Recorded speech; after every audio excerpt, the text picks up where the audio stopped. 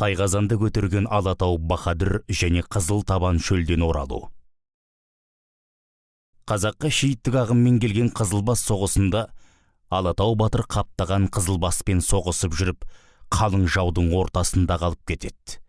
Тау ортасында жаулар екі жақтан бұғалықпен үстіне лақтырылған тор арқанмен Алатауды қолға түсіреді. Ашуланып ыза кернеп арқанды шайнап тастаған екен.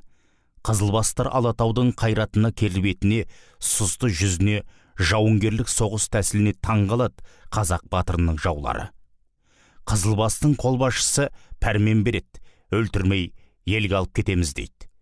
Алатау Баһадүрдің қол-аяғын байлап, сонау Парсы Дерхем еліне жол тартады. Қазақ батырына қыз әперіп өздеріне қаратып алмақшы болады. Батырдың қол-аяғын тас қылып байлап апталап, Қызылбастар еліне жақындаған кезде аяқ-қолдың жібін босатады. Сол кезде қол-аяғы босанған ыза кернеген Алатау батыр өзін тұтқындаған Қызылбастарды қырып аянбай соғыс салады. Қызыл Табан шөл асып, өзін тұтқынға алған Парсы Дерхемдерді қырып, туған еліне қазақ даласына Наршоқол тұлпармен елге қарай нар тәуекелге басып, Қызыл Табан шөлді басып елге тартады. Бұл шөлді ешқашанда атпен ешкім кесіп өтпеген екен.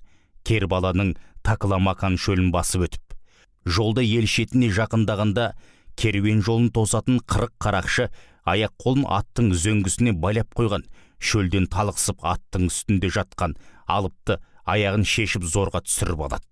Ат туған жеріне жол тауып барады деп Алатау батыр аттың 4 тұяғын шапанын жыртып, шанды борап тастапты, тұяғына ыстық құм ертіп жүре алмай қалмасын деп. Атының маңдайына ыстық өтпесін көлеңке болсын деп, шапанның жартысын қамшымен көлеңке жасап байлап, Наршолақ атына суды қанғанша беріп, өзі бір ұрттап таңдайын жібітіп алады да, өзін аттың егеріне, зөңгісіне шандып байлаған екен, есін жоғалтпай тұрғанда. Осылай елдің шетіне жетеді. 40 қарақшы таңғалады. Мынандай Қызыл Табан шөлмен адам баласы атпен өту мүмкін емес, және батырдың тақымы сіресіп қатып қалған екен, зорға түсіріп алады. Алатаудың таңдайымен тақымын бер деген сөз көкпаршыларға осы оқиғадан соң қалған дейді. Қарақшылар мына батырдың тегін емес екенін біліп, қатарына қосқысы келеді. Алатау ашуланып бәрін өлтірмей ұрып жығып, қарақшылық істетпейтін қылып, хан тәуекелге алып келеді. Осы оқиға халық арасына алталашқа болып аңыз болып тарайды.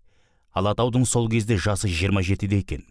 Алатау Баһадүр қаншама қиыншылықты өттім, халқым Алатау деп құрмет тұтты, ұранға айналдырды. Елдің тектілердің, ақсақалдардың, қажылардың батасын алайын деп ас беріп Түркістандағы әмір темір соқтырған Тайқазанды көтермекке бел буады. Тайқазанды алғаш рет әз Хайдар Қабас палуан көтерген екен. 5 айдар Сабадар ауылы Алатау Баһадүр ал көкті аруақ деп 13 қарсы көтереді. Ол 2 метр 60 сантиметр. Халық шулап Алатау деп ұрандайды. Сол жерде алған сыйлықтарын тарту таралғыларын халыққа таратады. Тайқазанды 13-ші болып көтерген екен. Ең ақырғы көтерген 16-шы палуан 1905 жылы Ашамайлы Керей Басқарау палуан болыпты. Алатау батырдың шашақты туына таңба салып, иығына қыранның тырнағын қойып, қолына құс қондырып, дүрмән дүрмахан шенін береді. Яғни хан тәуекелдің бас қолбасшысы болады.